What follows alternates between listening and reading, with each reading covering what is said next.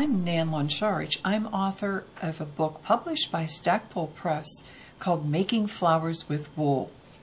Today I'm going to show you a basic, wonderful wool flower, much of which is made from recycled clothes. I love to go to resale shops to buy 100% wool slacks, skirts, and blazers. I take them home, wash them in cold water, and dry them until they're thoroughly hot before I cut them apart. So what we're going to do today is take a strip that's about 1 yard long and 2 inches wide to make flowers like these. You can see dark color on the inside and a light color on the outside. And look at the depth you can get from using and manipulating your wool strip in different ways. You can also just go for that shabby chic look and rip off the edges, the top edges of a flower. So let me show you how I get started with cutting a wool strip. I'm going to make scallops today because they are very popular. So all you do is get that scissors really sharp, sharpen it first, and I am going to cut scallops from the top edge, just like this.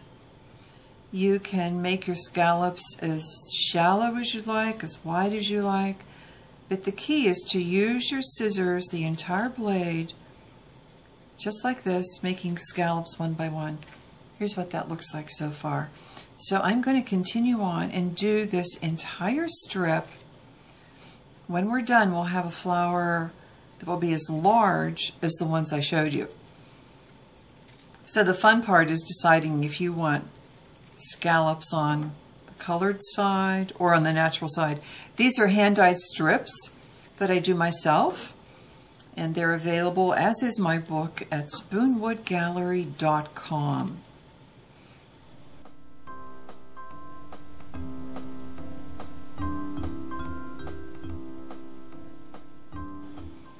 We're getting close to the end of this strip now, and what I'm going to do then is take running stitches on the other side of the wool strip. Okay, so that's that, and here's that finished strip. Just like this. You can use any color of thread and a long needle similar to this. So I'm going to start sewing right here at this one edge.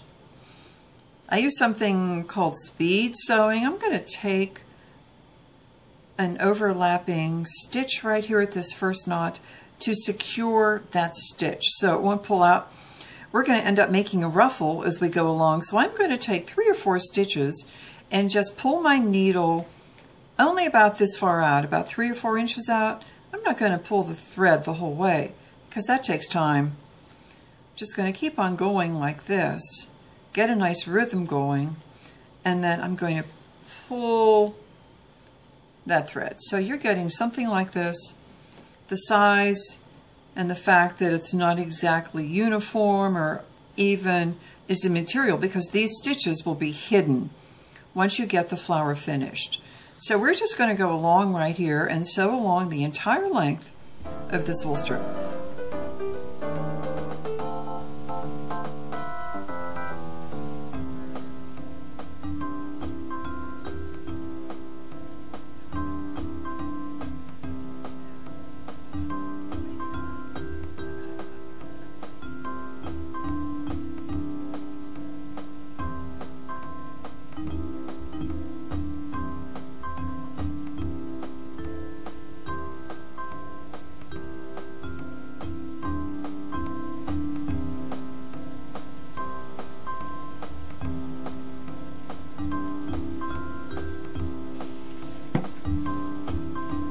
Getting to the point now where I'm going to hold on to the thread and just gather these so that you can see what we're doing here.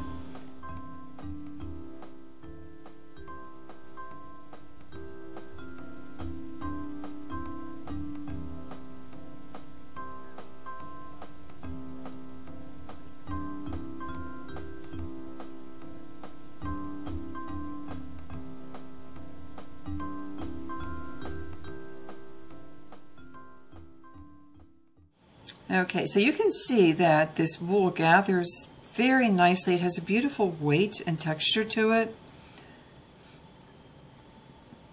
The nice thing about resale shop wool is that wool that's 20 or 30 or 40 or 50 years old has such a beautiful hand to it once it's washed and shrunk. The new fabrics that you buy at a big box fabric store have often been chemically treated and permanently treated so that they will not shrink. So don't buy new wool that says will not shrink.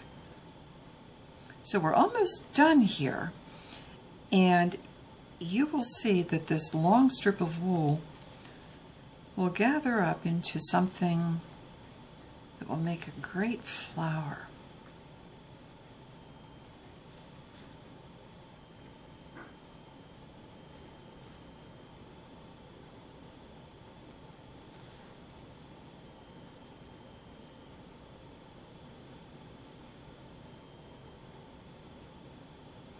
Okay, just a couple more stitches, then I'll show you what to do next. Okay, that's the end, and I'm just going to gather this entire strip, just like that. This is looking interesting already, isn't it?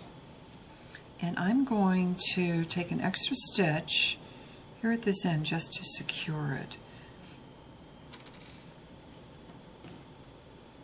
Now I'm just going to roll this up along that stitched edge, keeping those edges even, just around and around, like this. This is so easy. I know that you'll be able to do it like a pro.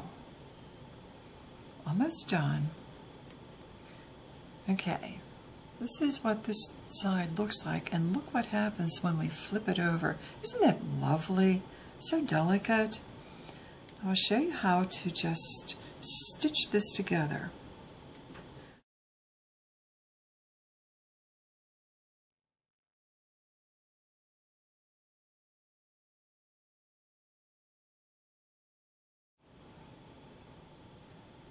Okay, here's what we're going to do next. Just take the end of that thread. I'm going to grab this one side with it and flip this over, and you're going to stitch all the way through and across the wool bundle like this in order to secure it. So you can just do this about 6 or 7 times. That's 2. Keep this in position. So it goes so quickly, and if you decide that you need a flower to wear in a great dress that night, it will be dry enough to wear if you start making your flower first thing in the morning. So the glue should dry overnight just for safety and security. It would be most embarrassing to have your pin fall off of that dress into your soup at dinner. Okay, one last stitch. And I'm going to tie this off just like this and take a knot to secure it. Ta-da! There's your pin. Isn't that beautiful? To make it into a true pin, however, we need to attach a pin back just like this one. So what I'm going to do is clip a circle that's the same diameter as your finished pin like this. I'm going to take a pin back, open this up and slide it through. You can use any kind of pin back you have, just like this. Okay, so what I do is put the pin part that's going to attach to your garment on the table and glue.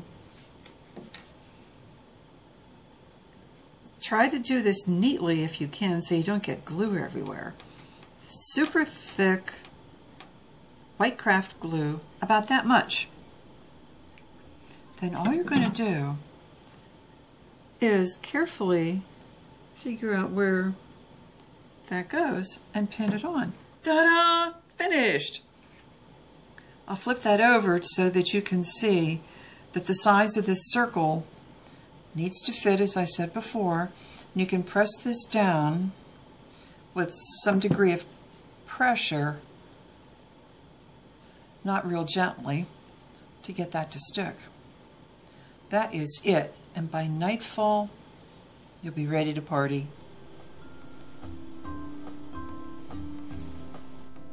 So again, that's Making Flowers with Wool, published by Stackpole Press, and the wool strips and the book are available at spoonwoodgallery.com.